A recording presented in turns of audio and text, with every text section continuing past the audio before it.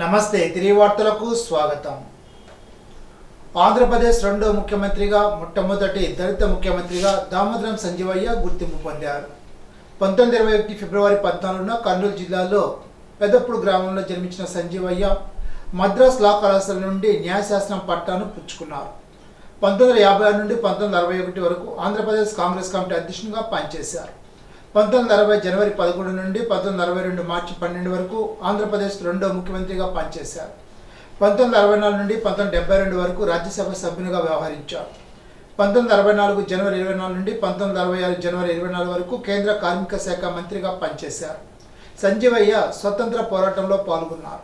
Madras state provision parliament సభ్యునిగా 1950 నుండి 52 వరకు పనిచేశారు. యువ ముఖ్యమంత్రిగా గుర్తింపు పొందిన సంజీవయ్య మొట్టమొదటిసారిగా అవినీతి నిరోధక బ్యూరోను ఏర్పాటు చేశారు. దళిత ఉపాధ్యాయుని కృష్ణవేణి వివాహం చేసుకున్న సంజీవయ్యకు సంతానం లేరు. సంజీవయ్య పేరు మీద హైదరాబాద్లో ఒక పార్కుకు పేరు పెట్టారు. 1972 మే 7న సంజీవయ్య మృతి చెందారు. రోడ్డు ప్రమాదంలో గాయపడి ఆసుపత్రిలో చికిత్స పొందుతూ యువకుడు మృతి చెందిన ఘటనపై కేసు నమోదు చేసి దర్యాప్తు చేస్తున్నట్లు ఏఎస్ఐ సత్యనారాయణ శుక్రవారం తెలిపారు. అత్రి సీతానారాయణకి చెందిన ఎండమూరి నవీన్ కుమార్ అతని స్నేహితుడితో కలిసి ఈ నెల 12వ తేదీన బైక్పై భీమవరం వెళ్లి తిరిగి వస్తున్న సమయంలో పాలూరులో ఎదురుగా వస్తున్న ట్రక్ ఆటో బైక్ను బలంగా ఢీకొనడంతో నవీన్ కుమార్ తలకు తీవ్ర గాయమైంది. 108 వాహనంలో తణుకు ప్రభుత్వ ఆసుపత్రికి, అక్కడి నుండి మెరుగైన చికిత్స నిమిత్తం ఏలూరు ఆశ్రమ ఆసుపత్రికి, తిరిగి తణుకు ఆసుపత్రికి తీసుకువచ్చారు. గురువారం రాత్రి చికిత్స పొందుతూ నవీన్ కుమార్ మృతి చెందాడని, మృతుని తండ్రి దుర్గారావు ఇచ్చిన ఫిర్యాదు మేరకు కేసు నమోదు చేసి దర్యాప్తు చేస్తున్నామని ఏఎస్ఐ సత్యనారాయణ తెలిపారు. కోలు పూడ్చివేత పనులు యుద్ధ ప్రాతిపదికన కొనసాగుతున్నాయని జిల్లా కలెక్టర్ చంద్రవాడ నాగరాణి తెలిపారు. వేల్పూర్లోని రెడ్ జోన్ పరిధిలో ఆలు కోళ్ల ఫారాల్లో 21,907 కోళ్లకు శాస్త్రీయ పద్ధతిలో ఖననం చేయడం జరిగిందని అన్నారు. ఫిబ్రవరి 14న వేల్పూరు రెడ్ జోన్లోని కృష్ణానందం పౌల్ట్రీ కోళ్ల ఫారంలో ఉన్న 7,591 గుడ్లు, 5,020 కిలోల మొక్కజొన్న, 3,000 కిలోల ప్రోటీన్ ఫీడ్, 8,000 కిలోల షెల్ గ్రిడ్, 10,074 కిలోల నూకల తౌడును శాస్త్రీయ పద్ధతిలో భూమిలో నిక్షిప్తం చేయడం జరిగిందని అన్నారు. కోళ్ల షెడ్లను కెమికల్స్తో డీఇన్ఫెక్షన్ చేస్తున్నట్లు తెలిపారు. సూర్యరమణ పౌల్ట్రీ కోళ్ల ఫారంలో ఉన్న 10,078 గుడ్లు, 4,860 కిలోల మొక్కజొన్న, 72,600 కిలోల నూకల తౌడు, 13,000 కిలోల షెల్ గ్రిడ్లను కూడా శాస్త్రీయ పద్ధతిలో పశువైద్య సిబ్బంది, రెవెన్యూ పౌర సరఫరాల శాఖ సిబ్బంది సమక్షంలో భూమిలో శాస్త్రీయ పద్ధతిలో నిక్షిప్తం చేయడం జరుగుతుందని అన్నారు.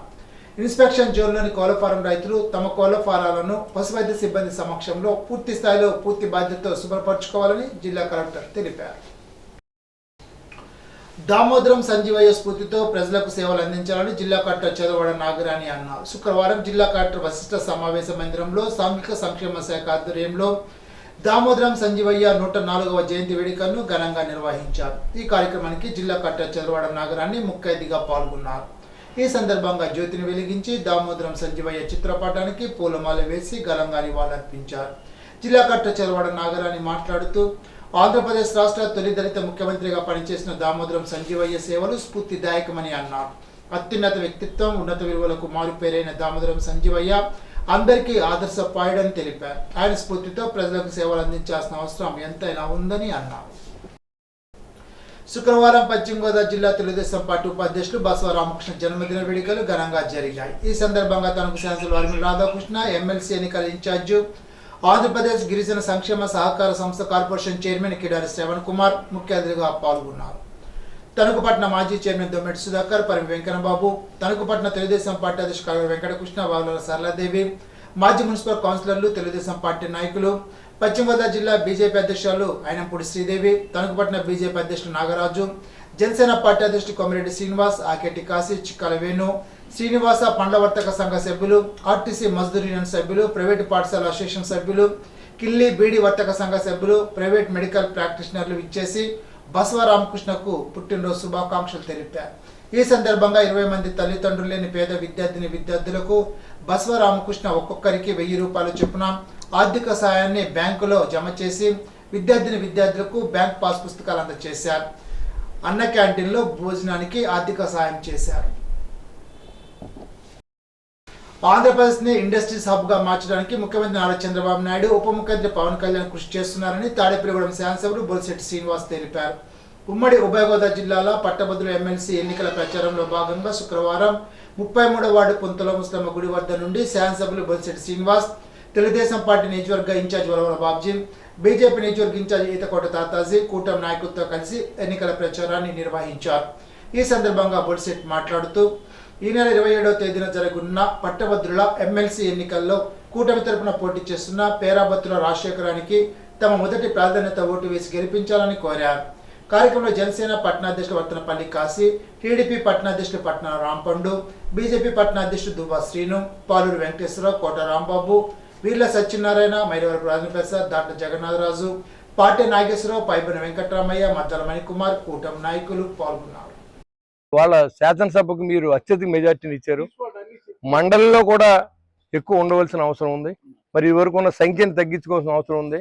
కాబట్టి ఇప్పుడు వచ్చిన అవకాశాన్ని మనం వాడుకోవాల్సిన అవసరం ఉంది.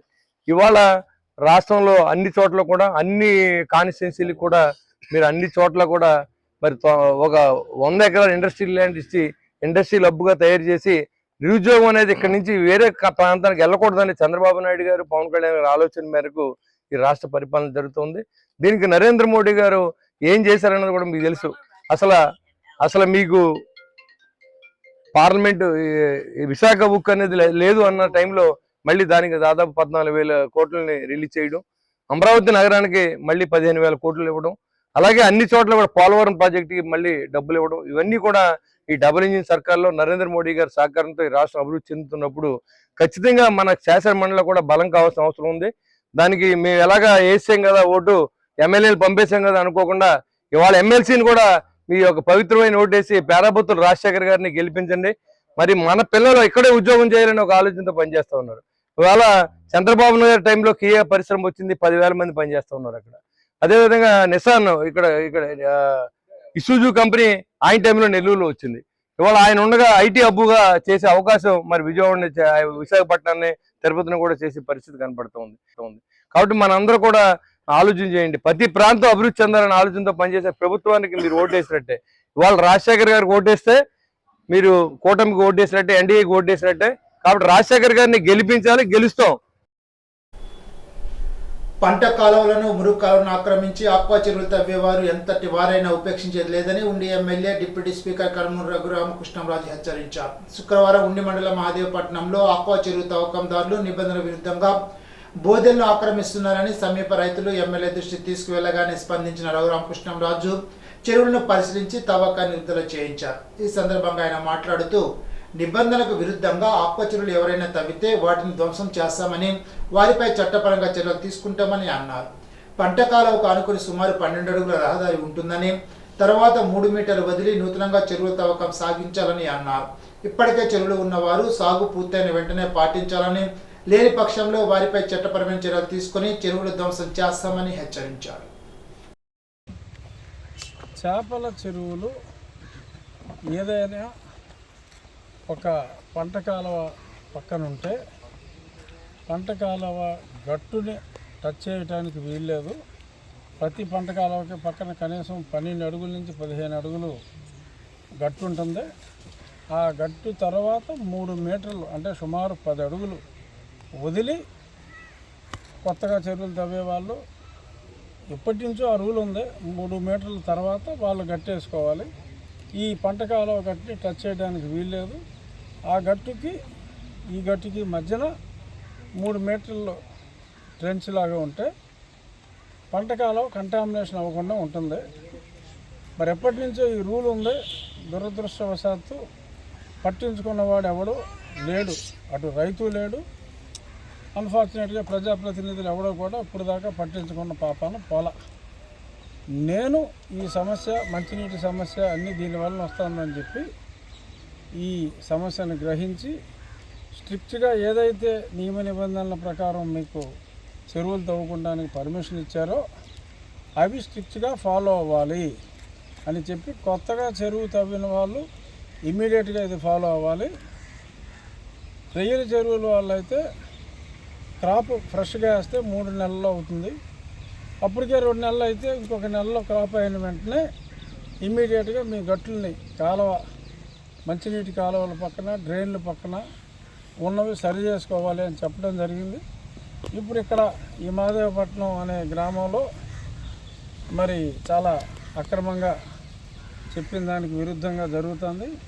అది ఆపడానికి పర్సనల్గా నేనే వచ్చి ఆపి మళ్ళీ చేసిన తప్పుల్ని వాళ్ళతోనే సరిచేయించడం జరుగుతుంది.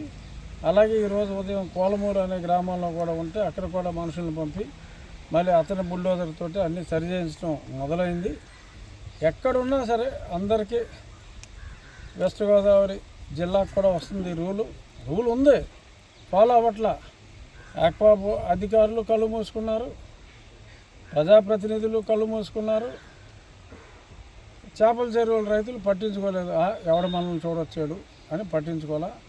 దీనివలన ప్రజల ఆరోగ్యం ఇక్కట్ల పాలవుతుంది. కాబట్టి సీరియస్గా ఈ మార్పులన్నీ చెప్పడం జరిగింది. కొలమూరు గ్రామ అభివృద్ధి లక్ష్యంగా ఉండి MLA deputy speaker Karmuri Raghurama Krishnam Raju ఆదేశాల మేరకు గ్రామంలో నెలకొన్న ఆక్రమణల తొలగింపు గురువారం సాయంత్రం గ్రామ సర్పంచ్ నడింపల్లి సత్యవతి రామకృష్ణంరాజు ఆధ్వర్యంలో అధికారులు చేపట్టారు. ఈ సందర్భంగా గ్రామ సర్పంచ్ మాట్లాడుతూ గ్రామంలో సీసీ రోడ్లను ఆక్రమించి డ్రైనేజ్ సౌకర్యం లేకుండా ఆక్రమించిన ఆక్రమణను తొలగించడం జరుగుతోందని అన్నారు. గ్రామంలో పారిశుద్ధ్య సమస్యను, మురుగు సమస్యను తీర్చేందుకు కృషి చేస్తున్నామని, దీనికి గ్రామస్తులందరూ సహకరించాలని కోరారు. ఆక్రమణ తొలగింపులో గ్రామ పంచాయతీ కార్యదర్శి జమాల్, గ్రామ రెవెన్యూ అధికారి అప్పలాచార్యులు తదితరులు పాల్గొన్నారు. వీరవాసర మండలం రాయకుదురు జిల్లా పరిషత్ హైస్కూల్లో విద్యార్థులకు ఇన్ఛార్జి ప్రధానోపాధ్యాయులు వీరవల్లి నాగేశ్వర అధ్యక్షతన ఉచిత జ్ఞాన శిక్షణ కార్యక్రమాన్ని నిర్వహించారు.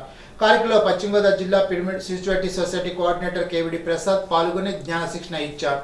ఈ సందర్భంగా ప్రసాద్ మాట్లాడుతూ జ్ఞాన సాధన ద్వారా శారీరక ఆరోగ్యం, మానసిక ప్రశాంతత, ఏకాగ్రత, జ్ఞాపక శక్తి పెరుగుతాయని చెప్పి అందరితో సామూహిక జ్ఞానం చేయించారు. కార్యక్రమ ఉపాధ్యాయులు వి శ్రీనివాసరాజు, రవి ప్రసాద్, ఉపాధ్యాయులు తులసి ప్రదీప్ తదితరులు పాల్గొన్నారు.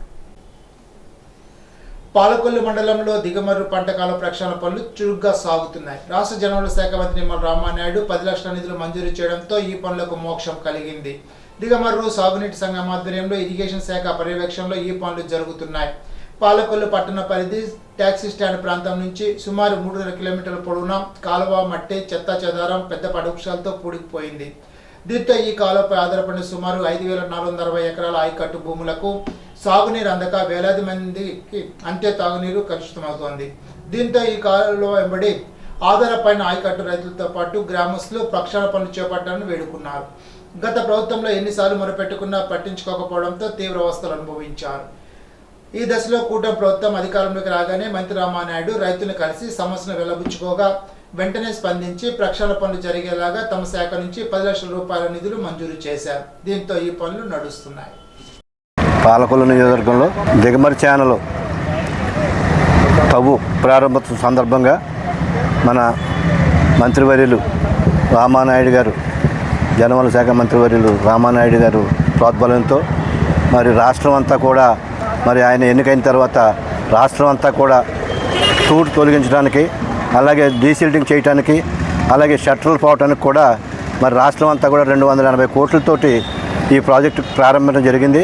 అదే సందర్భంలో మన పాలకొల్లు కాన్స్టిట్యున్సీకి మరి కాలువలన్నీ కొన్ని చేయటానికి 10 కోట్లు రిలీజ్ చేయడం. మరి ఆ 10 కోట్లలోని మరి ఈ దిగమర్రు ఛానల్కి 10 లక్షలు, సుమారు 10 లక్షలతో ఈరోజు ఈ తవ్వు ప్రారంభోత్సవ కార్యక్రమంలో పాల్గొన్నారు. మరి ఇక్కడ ఉన్నటువంటి సమస్యని మరి మంత్రివర్యుల దృష్టికి తీసుకెళ్ళగానే మరి ఆయన తక్షణం స్పందించి మరి కింద రైతులకి ఎప్పటికప్పుడు నీరు వెళ్ళాలనే ఉద్దేశంతో ఈ కాలువకి 10 లక్షలు శాంక్షన్ చేసి ఈరోజు మరి ఆ కార్యక్రమంలో ఈరోజు మరి దాన్ని పని ప్రారంభించడానికి మేమందరం కూడా ఇక్కడ రావడం జరిగింది. మరి దీన్ని విజయవంతంగా శుభ్రంగా ఇక్కడ ఉన్నటువంటి స్థానికులు అందరూ కూడా దీన్ని సహకరించి. ఇప్పుడు తూర్పుగోదావరి జిల్లా వార్తలు. స్వామిత్ర పథకం కింద ఖచ్చితమైన భూ రికార్డులను రూపొందించడానికి, ఆస్తి సంబంధిత వివాదాలు, చట్టపరమైన కేసును తగ్గించడానికి, గ్రామీణ నివాసితులు తమ ఆస్తిని ఆర్థిక ఆస్తులుగా ఉపయోగించుకునేలా చేయడం కోసం క్షేత్రస్థాయిలో సర్వే నిర్వహణ జరుగుతుందని జిల్లా కలెక్టర్ పి ప్రశాంతి పేర్కొన్నారు. శుక్రవారం మధ్యాహ్నం స్వామిత్ర పథకంపై జిల్లా కలెక్టర్ క్యాంప్ కార్యాలయం నుంచి ప్రగతిపై సమీక్ష నిర్వహించారు.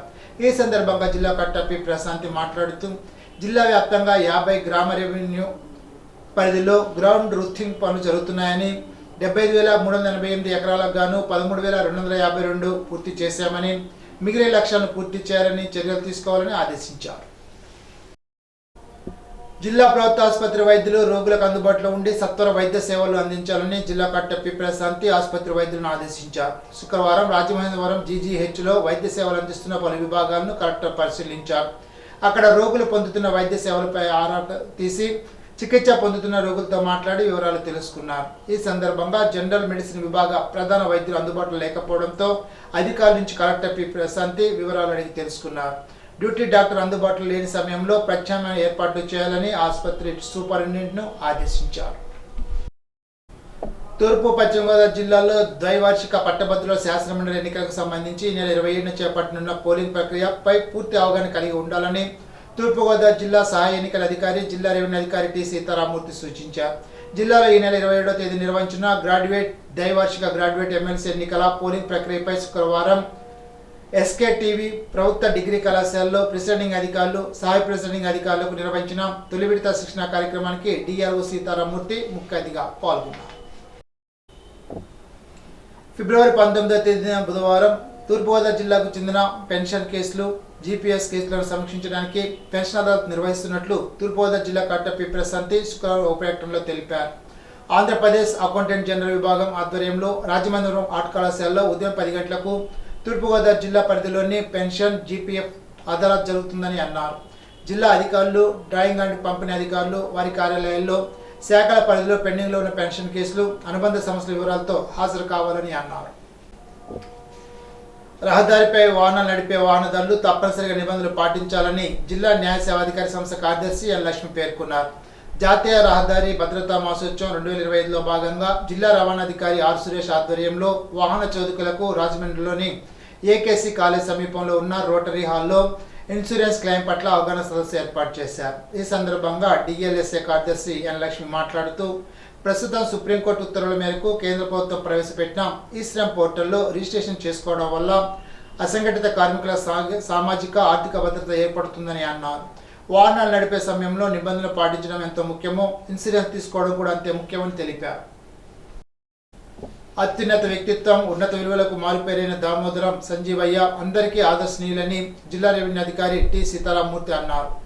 మాజీ ముఖ్యమంత్రి దామోదరం సంజీవయ్య జయంతి సందర్భంగా జిల్లా కలెక్టర్ కార్యాలయంలో శుక్రవారం జరిగిన కార్యక్రమంలో జిల్లా రెవెన్యూ అధికారి టి సీతారామూర్తి దామోదరం సంజీవయ్య చిత్రపటానికి పూలమాలలు వేసి ఘనంగా నివాళులు అర్పించారు. ఈ సందర్భంగా ఆయన మాట్లాడుతూ రాష్ట్ర తొలి దళిత ముఖ్యమంత్రి సంజీవయ్య అని వారి జాతికి చేసిన సేవను కొనియాడారు. ఆయన కేంద్ర మంత్రిగా ఉన్నప్పుడు దేశంలో కార్మిక శాఖ, విద్యాశాఖల్లో పలు సంస్కరణలు చేసి రూపొందించిన చట్టాలు వివిధ వర్గాలకు ఎనలేని మేలు చేశాయని అన్నారు. బోనస్ చట్టాన్ని ప్రవేశపెట్టడంతో బోనస్ సంజీవయ్యగా పేరు పొందారని తెలిపారు. ఈనాటి బంగారు మాట. చిన్న పొరపాటే కదా అని నిర్లక్ష్యం వద్దు, పెద్ద ఓడను ముంచేయడానికి చిన్న రంధ్రం చాలు. సిసిరో. ఈ వార్తలు ఇంతటితో సమాప్తం. తిరిగి ఈ బిజినెస్లో కలుసుకుందాం. అంతవరకు సెలవు. నమస్కారం.